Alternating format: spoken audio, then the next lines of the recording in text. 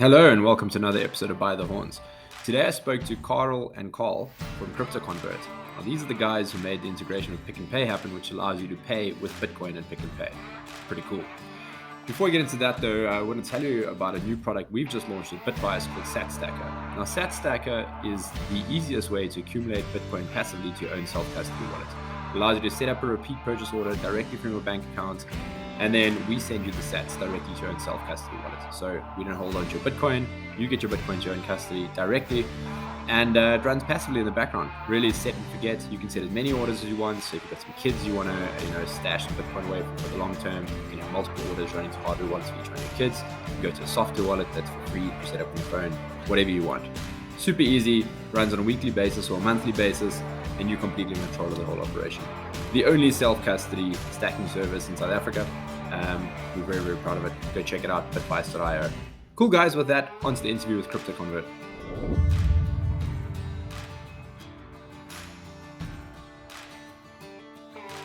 Ladies and gentlemen, welcome to By the Horns, a Bitcoin podcast about South Africa. I'm your host, Ricky Allardyce, and today I'm joined by the Carls. Well, English Carl and Afrikaans Carl.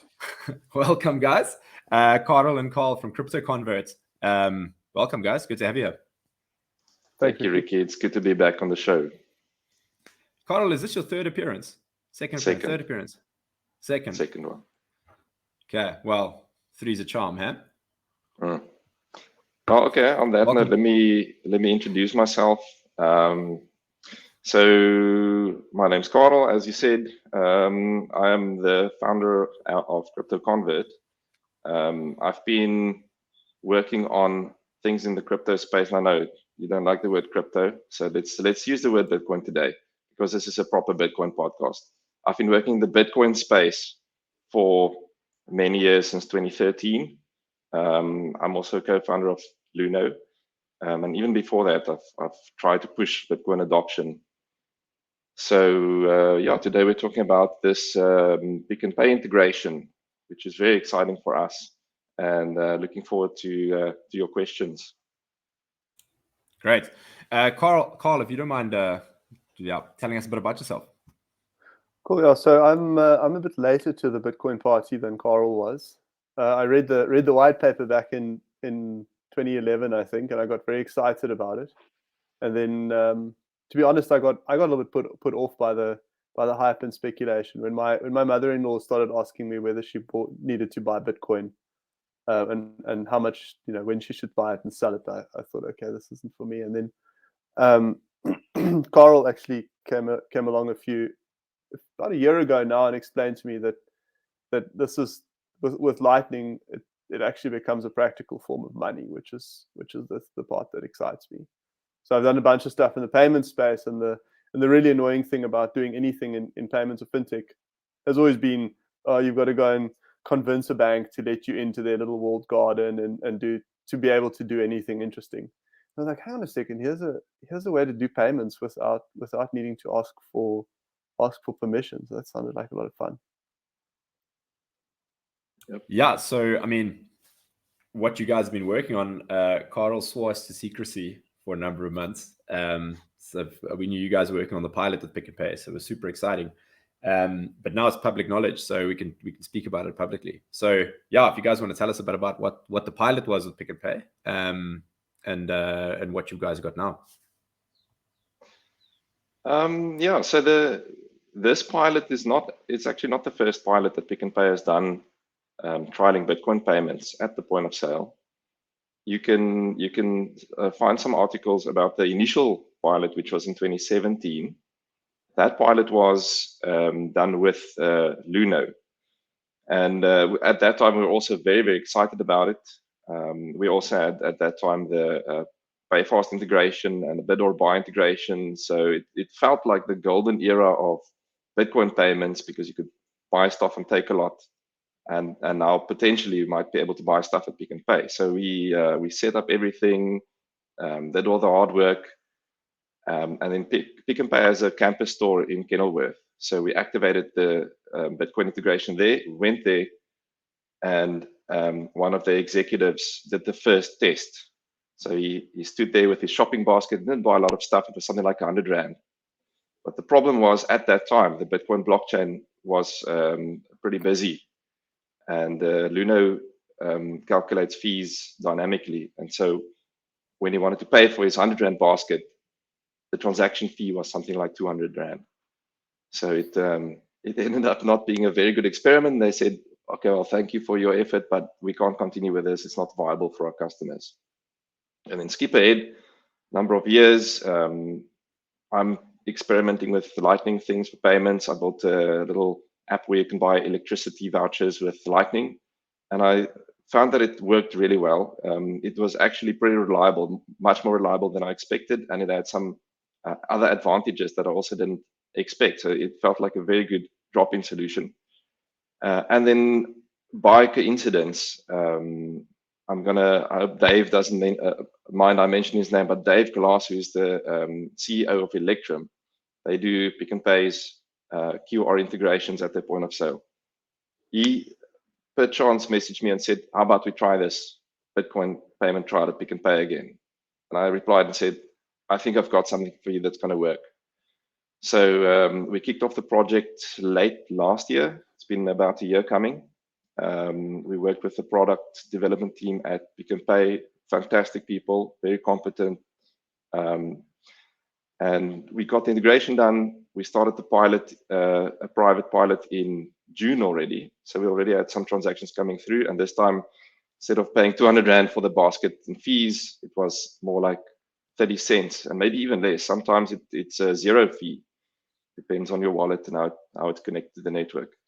And so that's where this pilot comes from. It's been a long time coming, actually. Yeah, so let's dive into that pilot a bit. So first off, I mean, why Pic'n Pay? Was it just because you had the prior relationship there? And what makes Pic'n Pay interested in using Bitcoin over Checkers or Woolies or any other big retailer? So from our side, it was because we had that prior relationship. We already had a bit of trust built up. We had the relationship with Electrum, and we knew that they had an appetite for it already. From their side, I think what I gather is that they really care about innovation, and I very much respect that about them. And they felt that this is a very good opportunity to launch an innovation project and demonstrate their abilities. And I think for them also, it was a lot of fun working on this project. Obviously, there's been a lot of debate and talk behind the scenes, but I really think that they are trying to differentiate themselves. So I guess that's why they wanted to do it.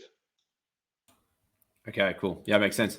So obviously you guys did the first round in 2017 using Bitcoin, and now you've taken the approach differently and you're using Lightning. Do you mind just diving into the details about that? Like, so why Lightning over on-chain? Mm-hmm.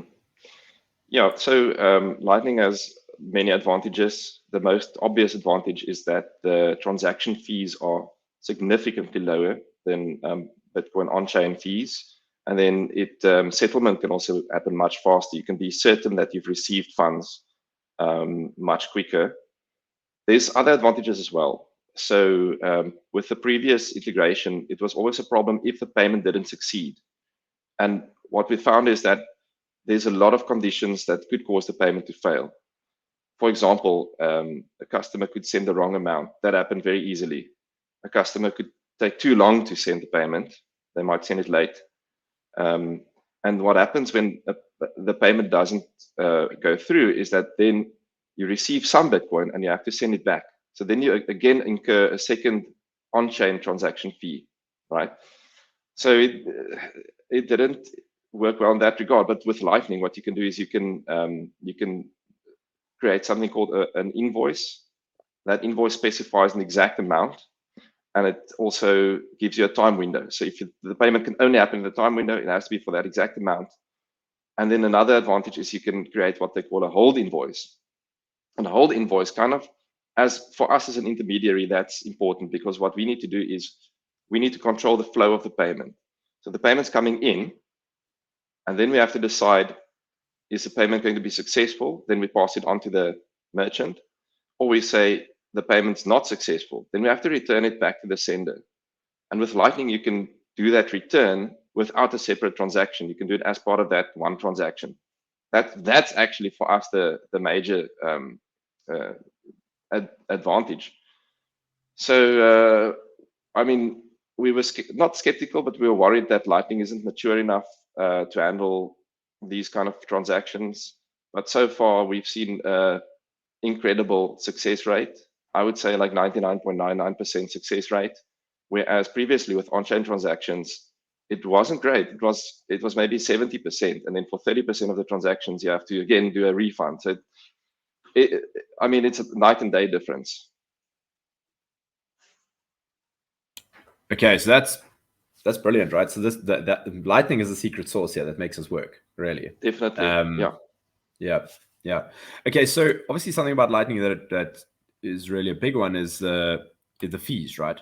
So what have the average fees been? Obviously, you've had quite a bit of data coming through now for the pilot project. Like, what is the average fees you've seen per transaction over Lightning? So, like I said, it depends on how your wallet's connected to the network. It depends how our node is connected to the network. Because how it works is it's a network. It's a routed network. So payments get routed through nodes on the network, and every node can add a little fee for the privilege of routing through that node, right?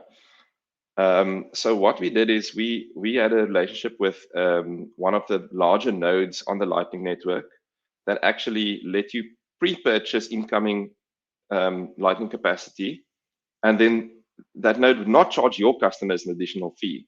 So they would do routing for free, right? That worked really well because then we saw transactions routing through that node with a 0 fee, and that was great. We could take that back to Pic'n Pay and say, guess what? People are not paying any fees. People that are not directly connected to that node that would jump through another one, they might pay a very small fee, and we saw something like 10 cents, 10 rand cents. And then the Friday before the pilot was announced this week, that node shut down. Are we talking about 0 fee routing here? We're talking about 0 fee. So we had a very good relationship, but then that node decided to stop operating. So we were stressing a bit. Luckily, we have a lot of other inbound channels, and we've got a very interesting one that is an African version of 0 fee. It's called Africa Free Routing.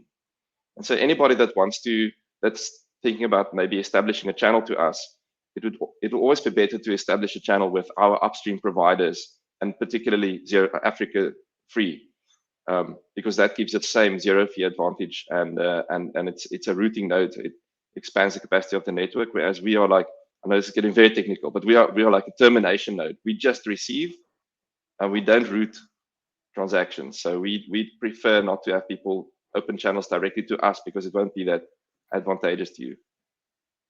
Yeah. So just for context, people who don't understand, the typical payment channel that people use at these retailers is card, right? So they use the card rail, and that typically carries a fee. Okay, for Pic'n Pay it's a bit lower, but for average retail it's like 3%. I think Pic'n Pay probably comes in like 1.5% of your transaction value. So this is I don't know, but it's much lower. Yeah, but this is like an order of magnitude improvement on that, right? For them it is. And then people always say, well, you know what?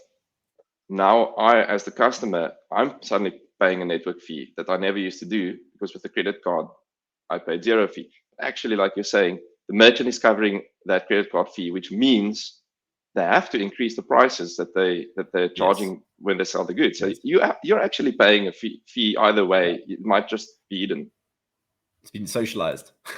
It's like averaged across everyone, but yeah, you're definitely paying for that fee somewhere. You're paying for it. Yeah. Okay. So the next question is how much are people spending using your app, using CryptoConvert, and what's the average basket size? So this is quite exciting for us because there's two very distinct values. So we're seeing very, very small values. We're seeing things like people buying a packet of noodles for 69 cents. And that's really great for us because we want to see this being used as like a cash alternative for small payments, rapid small payments. And then the fees are also much lower. So So it's working really well for small payments, and that's what most people are spending because it's a new thing and they're testing it, right? So their first transaction is naturally going to be very small. But then we see people actually buying groceries with this thing, like filling up shopping baskets. And I think I know it doesn't sound like a lot, but the biggest transaction we've seen is in the order of about 5,500 Rand, and then like large transactions of about 4,000 Rand. So Whoa. So there's a spread, and we're very happy that it's been working well for both sort of larger transactions and very, very small transactions. So just on that, those large transactions, have you seen any of those transactions bounce? Or have they been going through successfully? Because often with Lightning, when you get to large transaction volumes, things get a bit squirrely. It seems to work. Seems to work well. I was at Pic'n Pay this morning and I spent, I don't know, maybe 2,000 Rand. I was buying like a whole, but I just decided with this pilot, I'm gonna like really stock up. Let me check my wallet here. So I spent 2,000 Rand, yeah. And when my wallet opened, it said no route found. So then you're in a very awkward situation because there's a queue of people behind you. If the transaction doesn't work, there's a 90-second timeout. Means you're going to have to keep everybody up for at least a minute and a half before you can make a different payment. But then luckily, I just closed my wallet, and from the QR scanner app, I was able to reopen it, and then it went through. So it didn't add much of a delay. That was quite stressful, and I think the reason for that is because I just funded my wallet from Luno, and I think it was still trying to like establish a route to the Lightning network. So the first time it didn't work, but the second time it did work, and all in all, that whole experience was still less than 30 seconds. Okay. So for foreigners, Americans watching, that's like $110, 2,000 Rand. So like over $100 with Lightning is like it's a decent sized transaction. And you're saying someone's spending $5,000, that's like $250. It's a decent sized transaction. That's awesome. And inflation, goods, the price of goods went up so much. So yeah. So incidentally, do you know what the fee on that transaction was for you on that 2,000 Rand for me transaction? Yeah, let's give it. Let's have a look. So the fee is related to the amount. My fee was 80 cents, 80 Rand cents. That's 210 cents. Yep. So you paid 80 cents for a 2,000 Rand transaction. I did, and actually, yeah. I mean, if I just some quick maths here, so if you were paying 1.5% with the card rail, that would have been 30 Rand. Yeah. So I mean, the total fees paid for that transaction, if you combine merchant and customer fees, is significantly less. Yeah, I mean, Pic'n Pay just saved like 99% on their fees there that they would have paid. Well, no, they saved 100%, right? Because they didn't pay for the fee at all because the users carrying that fee. So I could see how this becomes very attractive at scale to a retailer, right? Since we're talking about fees, I don't know if, Carl, you can just stop me if I shouldn't talk about this, but for the pilot, we've got an agreement with Pic'n Pay that we're not charging the merchant fees, but obviously to build a sustainable business, we're going to have to charge the merchant fee. So we will charge something. The merchant is still going to pay something, but we want to definitely come in below a credit card rate. Yeah, and just because you're using the Lightning network, that shouldn't be hard. I mean, we just saw on a 2,000 Rand transaction, that would mean $30 at 1.5%, right? For a smaller merchant who's paying 3%, like via SnapScan or Zappo or whatever, that's $60 for that transaction. So yeah. Okay, cool. Right. So before we get onto the technical stuff, just how many stores are live currently on your guys in the pilot with Pic'n Pay? So how many stores can people go and buy stuff at? There's 39 stores that's active. I'm not going to go into how we picked those, but it was very much actually community driven initially. We asked people in the Bitcoin and Lightning community in South Africa where they were, and then activated stores close to them. And we're still accepting requests. Carl, I can share a form where you can request a store to be activated. There's no guarantee that it will be activated, but we're working with Pic'n Pay to add more. So there's right now 39, but we'll hopefully expand it. That's awesome. I'll get that form from you. I'll stick it in the comments in the description of the video below so people can go and submit their request. you're going to see people asking for for the Pic'n Pay in Rustenburg to be activated, I'm sure. Okay, cool. So onto the integration stuff. Carl, maybe this, I suppose, where you jump in. But so I've had a look at the product, and what I really like about it is that you let any Lightning wallet interact with the CryptoConvert QR scanning app. So why did you guys go that route instead of building your own Lightning wallet that users have to top up, your own custodial solution that users have to top up, so like your own CryptoConvert wallet? What's the thinking there? Well, we did ask ourselves that question a few times. Since we had to build an app anyway. I think maybe there's a little bit of context around. We get a lot of questions around why do we have a second app. Now the QR code that you're scanning at the point of sale that you see isn't a Lightning QR code, and Lightning wallets don't understand that at all. So that's an existing standard that gets used by a whole bunch of different payment mechanisms. So we can talk about that a little bit later. So we had to put an app to be able to scan the code and actually convert it to Lightning. So there was this like, should we just go all the way and build a Lightning wallet? And really, I think it would be kind of like asking people to change banks to be able to pay with the new mechanism. I think if you look at the Lightning wallets out there, they all have specific differentiators, even so far as aesthetics go. Some people just like the way that a wallet looks, or they like the way that the team that built it operates, or there's and so I think it would be quite a difficult challenge to convince people to move their sats into our wallet first, so that they could pay. Yeah, I think it's a brilliant decision you guys have made. It's go for the open network route rather than go for the closed wall garden route. And also, building a Lightning wallet is no small feat, right? Like there's people who specialize in doing this for years. We can do it. Yes. We can do it. We've built wallets before, but it's about choice. Yeah. It's about giving you choice. Yeah. Exactly. Yeah. It's brilliant. Really as you say, there's not much point in doing this if you're going to create a slightly different walled garden. Exactly. Yeah. Okay, and so then can we chat a bit about the underlying tech that enabled you guys to build this? We've spoken a bit about Lightning being the enabler, but have there been any specific improvements on the Lightning protocol itself that have enabled this for you guys to be able to build this product? Not so much on the Lightning network. There are a couple of other interesting things that we were able to use that I think made this a lot easier than it could have otherwise been. The one part is this kind of called it prevalence, and I think we need to, in a way, thank SnapScan for this, making it a thing to pay with a QR code. Like it's something that South Africans understand really well. So big shout out to SnapScan, which means Carel in a way too, since he was originally involved there. Thanks, Carel.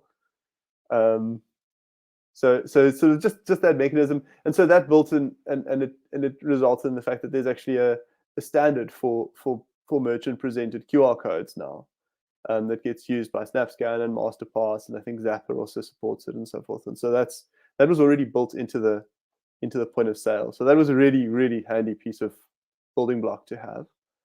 The other thing that I need to say is our partner Electrum is amazing. One of the things that makes Electrum interesting, and I don't want to put words in their mouth, but they're one of the first payment rails that I'm aware of that actually properly use cloud tech. So previously, in a like my former life, when you did this, we would have spent time in some deep dark data center installing a server because we can only work within their data center or within their VPN. It would have been an extremely painful process. So Electrum are amazing that way. They're sort of, I guess, the first that I'm aware of cloud native payment provider, which is pretty darn cool. And they also happen to be able to build really nice interoperable APIs that are absolute pleasure to work with. So that again, probably, honestly, compared to some of the other integrations I've done in my life, probably moved this pilot ahead 3 or 6 months in terms of the complexity. So from the underlying tech, I mean, Lightning in itself is mind-boggling. Like the the geniuses that figured out how to build this peer-to-peer network on top of the underlying Bitcoin store of value. That was really, really special. But there are a few other really worthwhile pieces that were important. And so how does the payment rail itself actually work? So is Pic'n Pay accepting Lightning or accepting Bitcoin directly? Are they receiving the sats, or like how does the magic work? Because you said earlier it's not a Lightning invoice that you're scanning on the machine, that QR code. That's a rand essentially. It's transacting rand. So like what's happening and what magic is happening in the background there? So obviously, because Pic'n Pay are used to accepting lots of other different kinds of payment mechanisms, including things like loyalty points and other wallets and so forth, around closed loop wallets. They've got a bunch of underlying payment tech that lets you plug in, and you essentially become responsible for that transaction. So we have our relationship with Pic'n Pay says they're going to tell us, oh, we're waiting for this customer to pay 40 Rand and 56 cents. And at some point we tell them, okay, cool, customer's good for this. And they basically trust us to then settle them on that the next day, or we're accountable to settle them the next day. So it's, from Pic'n Pay's point of view, it's a convenient situation. They don't need to care about any of the underlying tech or the exchange rate or the volatility or all that stuff. They just see us as yet another. And again, a lot of this is really due to Electrum's fantastic tech, which kind of abstracts that whole point of sale systems are a really interesting beast, right? They're difficult software, and they're quirky, and they're typically built by big corporations. And once again, like Electrum put this rail in place for us that sort of makes us very agnostic from the point of sale system, and makes the point of sale system essentially to a large degree agnostic from us. The only thing the point of sale needs to be aware of is that the specific tender type that was provided. Okay. So if someone wants to use your guys' app, what do they have to have in place first? So they have to have their own Lightning wallet, right? And they have to have your guys' app. How do they go about doing this? So you need a Lightning wallet with something in it. We haven't yet found any Lightning wallets that we're not compatible with, but as I said, there's a few out there. So I think there may still be a few that we haven't tested. You install our app, which is in Android and Apple app stores, and we're going to ask you to make a little test transaction. It's usually less than a rand, and that's really about, as Carel said, you don't want to be sitting at the till and trying to figure out whether your CryptoQR app is compatible with your Lightning app, and kind of worrying about that. So we kind of just make sure that everything's good. And that happens. It takes literally 2 or 3 seconds when you first install our app, and then you're good to go. You see a QR scanner on our app. So when you get to the point of sale, you start the CryptoQR app, scan the till, and it opens your Lightning wallet with, again, and this is the lovely thing about the Lightning protocol, is we can pre-specify the transaction amount and the recipient, so forth, and you just get to fill in, and we pre-specify the invoice, so that the details of the invoice, and you literally just push go, confirm the payment, and you're done. So that's all cool. What is when you actually initiating the payment at the till? How does this work? Because the biggest question I imagine people are going to have is like, okay, but how does the teller know about Bitcoin? You have to educate the teller on how this works. So how does that flow for the user work? Okay, right. So during the pilot, in fact, a lot of the stores, the tellers weren't even briefed. They didn't need to be briefed because they're used to. And again, it comes down to this QR code. Like, they know what to do. So what you do is you walk up to the store, and when you need to pay, you say, I want to pay with a QR code. And the teller can select that for you, or you can actually self-select it if they show you the one thing we've noticed that a couple of the tellers, when you pull out your phone, they're so used to tap to pay, they just assume like, oh, this guy's going to tap with Apple Pay or something. So you're going to need to be a little bit quick. Okay, I want to pay with a QR code, which is completely familiar to them. And so then like it takes a second or two, and you'll see the QR code appear on the credit card machine. Great. And literally from that point on, the teller is also used to this mechanism that once the till printer prints out the slip and the till tells them person's paid, they're happy. They don't actually care or even need to know what you've used to pay. So again, it's useful for Pic'n Pay because it has a massive impact on their training and education they need to do with their staff. Yeah. What I love about the app is when you open it, it literally goes directly to the QR scanner. That's all it is. That's literally all the app is. Like, it opens a QR scanner. It's right there, good to go. So there's no other buttons you need to press. So like you pull out your phone, you open the app, bang, like it's good to scan. Mm-hmm. So the process is very seamless, which is great. So what does the future look like for you guys? What's expansion plans? Where to from here? Can I take this one? Or you're taking it? Yeah. All right. Well, our ideal customer is an entity that already serves a lot of merchants, so payment gateways, or payment or merchant aggregators. That would be our ideal customer, because it means then we can activate crypto or Bitcoin payments for as many people as possible. And that's our goal, is to make it as useful and ubiquitous as possible. There's some challenges with that. What we found with Lightning is it works really well. Like I said, it works really well for small payments. But if you want to buy a MacBook on Takealot, we haven't tested, tens of thousands of rands going through in a single transaction. I'm not sure if it will work really well. And so we'll have to adapt the technology. Maybe we do on-chain for larger transactions. We don't know yet. So we still have a lot of challenges that we need to work towards. But for now, we are expanding to interested partners that have the typical merchant profile that we're looking for. We don't onboard individuals, unfortunately. We only work with registered businesses.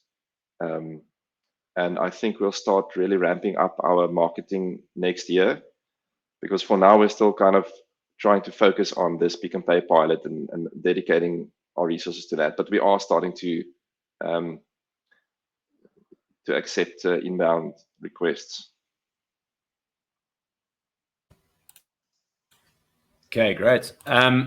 So where can people find out more about, keep track of the project, find out more about what you're doing, your social medias, etc.?